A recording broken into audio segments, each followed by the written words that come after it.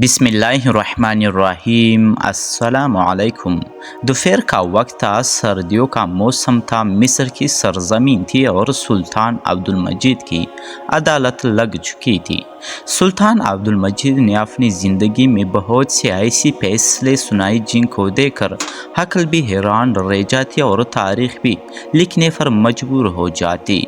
लेकिन ये मुकदमा अपनी नोहियत की लिहाज से बहुत अनोखा और मुश्किल तरीन मुकदमा था, क्योंकि एक औरत पर इसका जुर्म साबित होने के बाद भी सुल्तान अब्दुल मजीद ने एक ऐसी तरकीब निकाली कि इसको बेगुनाह साबित कर दिया और तमाम लोगों को हैरानी और परेशानी में डाल दिया। वो अदालत कोई आम अदालत नहीं था। इस अदालत में मिस्र के बड़े बड़े काजी, सुल्तान की वजीर और मशीर शामिल थे। सुल्तान अब्दुल मजीद इस मुकदमे को सुन रहा था। सुल्तान मुअज्जम के सामने एक औरत को पेश किया गया जिसको एक मर्द के साथ जिना करते हुए पकड़ा गया था और इसके साथ गवाह भी अपनी गवाही दे चुके थे। तमाम दरबारी सुल्तान मुअज्जम से तवक्को कर रहे थे कि सुल्तान इस औरत को शरीयत के मुताबिक एक नामेरों के साथ जिना करने की सज़ा सुनाएगा। सुल्तान अब्दुल मजीद ने इस औरत को कहा कि तुम अपनी मुकम्मल दास्तान तमाम लोगों के सामने सुनाओ ताकि लोगों को पता चल जाए कि तुमने किस मुजबरी में गुनाह किया और तुम्हें क्या सज़ा देनी चाहिए।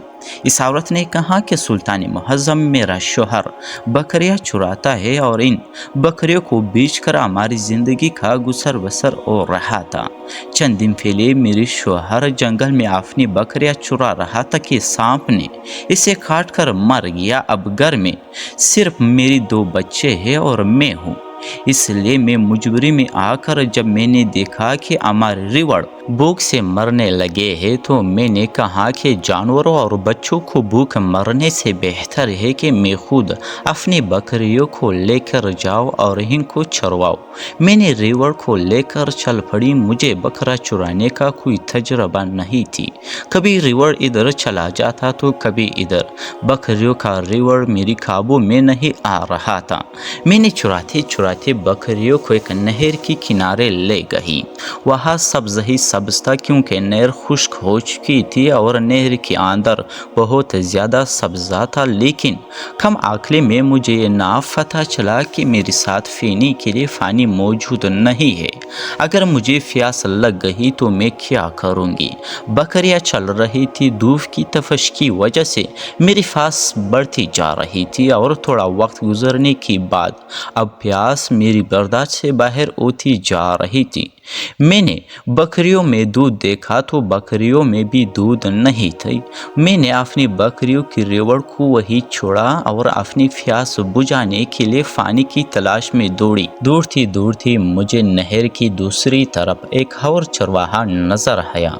वो भी मेरी तरफ बकरियां चुरा रहा था। मुझे डर लगा कि इसके पास नहीं जाना चाहिए, लेकिन जब मैंने सर पर पानी फेरते देखा तो मैं इस चरवाहे के करीब गई और इससे कहा, भाई साहब, आपके पास पानी के लिए चंद बूंद पानी की होंगे। अगर आपके पास मौजूद है तो मुझे दे दे।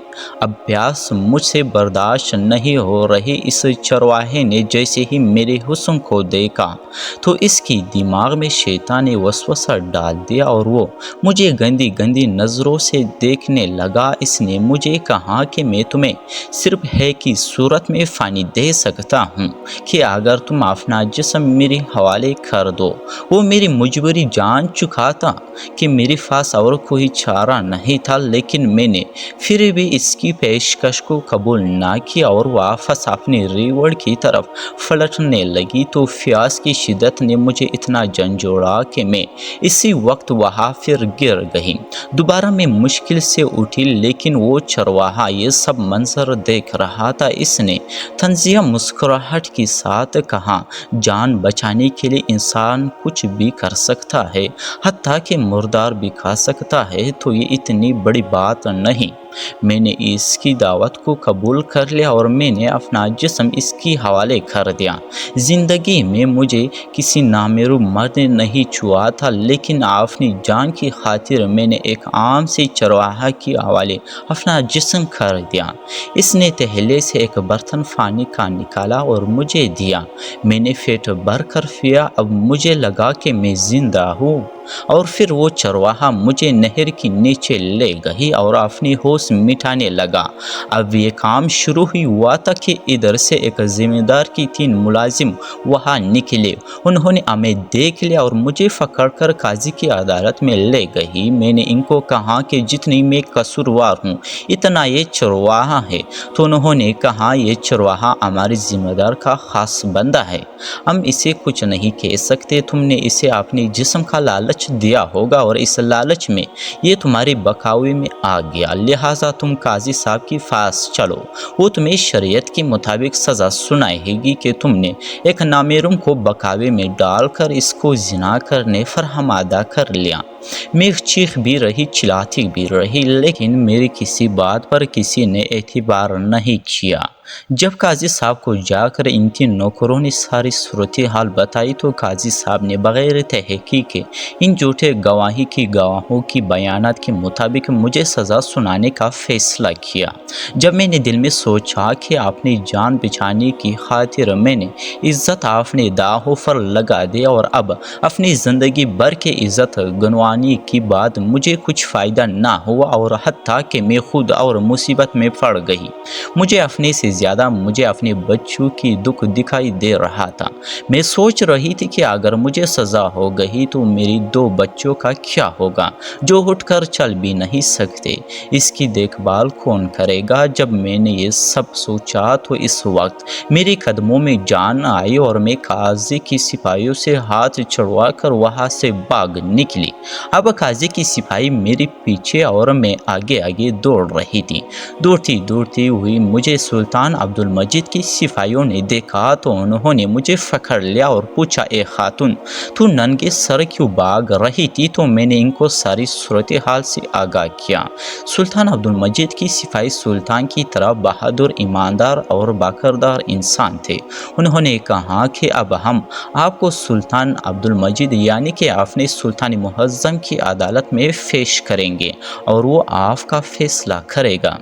سپاہیوں نے مجھے عدالت میں پیش کیا گیا۔ جب یہ بات سلطان عبدالمجید کو اس لڑکی نے بتائی تو اب سلطان عبدالمجید نے اس عدالت میں موجود مختلف قاضیوں سے کہا کہ آپ لوگوں کے علم کے مطابق اس عورت کا کیا فیصلہ ہونا چاہیے۔ تو تمام قاضیوں نے اپنے رائے دی۔ کسی نے کہا کہ گناہ تو بس گناہ ہوتا ہے اور گناہ کے بدلے میں صرف سزا ہوتی ہے۔ تو کسی نے کہا یہ عورت بکریاں چرانے کیوں گئی تھی، اسے گھر میں ہی رہنا چاہیے تھا۔ تو کسی نے کچھ کہا تو کسی نے کچھ کہا۔ اب تمام قاضیوں کی بیانات سے سلطان معظم کو پتہ چل گیا کہ اس عورت کو سزا ہوگی، اور عورت خود ایک نامحرم مرد کے ساتھ اپنے گناہ کا اقرار بھی کر چکی تھی۔ لیکن پھر سلطان عبدالمجید نے فرمایا، میرے پیارے نبی حضرت محمد صلی اللہ علیہ وسلم کی حدیث مبارکہ کے مفہوم کے مطابق اگر عورت جبری زنا کرے تو اس پر کوئی سزا عائد نہیں ہوتی، لہٰذا اگر کوئی میری اس بات کو ٹکرا کر سکتا ہے تو صحیح، ورنہ اس عورت کو باعزت رہا کیا جاتا ہے۔ سینکڑوں بڑے مجمع میں کسی کے پاس کوئی دلیل نہیں تھا کہ اس عورت کی منہ سے گناہ کا اقرار کرنے کے باوجود اس کو سزا سنا سکے۔ اب سلطان معظم نے اس عورت کو باعزت رہا کر دیا اور سلطان نے حکم دیا کہ ابھی اور اسی وقت قاضی صاحب اور اس چرواہے کو پکڑ کر عدالت میں حاضر کیا جائے۔ محفل جاری رہی۔ سلطان عبدالمجید کی سپاہی اسی وقت ہی روانہ ہوئے اور قاضی صاحب اور اس چرواہے کو سلطان کے سامنے پیش کر دیا۔ اب سلطان عبدالمجید نے اس چرواہے سے کہا کہ تم نے ایک گھونٹ پانی کے بدلے میں جو مانگا جو کہ تمہارا اپنا نہیں تھا، کیا تم نے اس پانی کے سکے ادا کیے تھے؟ اور اس کے بدلے میں تم نے ایک باکردار عورت کی عزت لوٹ لیا اور پھر قاضی سے مخاطب ہوا کہ اتنا بڑا عہدہ جس مقصد کے لیے تمہیں دیا گیا تھا، کیا تم نے اس عہدے کی لالچ رکھی ہے؟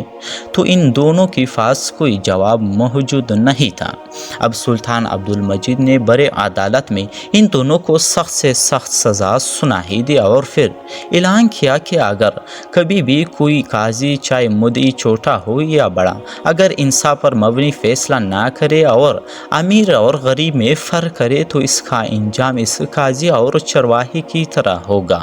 اس کے بعد سلطان عبد المجید نے قاضی کو اپنے عہدے سے برطرف کر کے زندان میں ڈال دیا اور اس چرواہے کو شریعت کے مطابق سزا سنائی دی اور اسی طرح ایک بے قصور اور مظلوم عورت کو انصاف مل گیا۔ دوستو، امید ہے کہ آپ لوگوں کو سلطان عبد المجید کی ویڈیو اچھے لگے ہوں گے۔ اگر آپ لوگ چینل پر نئے ہو تو چینل کو سبسکرائب کر لیجئے اور بیل نوٹیفکیشن کو آن کر کے، تاکہ اسی طرح کی تاریخی اور سبق آموز ویڈیو کی نوٹیفکیشن آپ لوگوں تک پہنچتے رہے۔ بہت شکریہ آپ سب دوستوں کا۔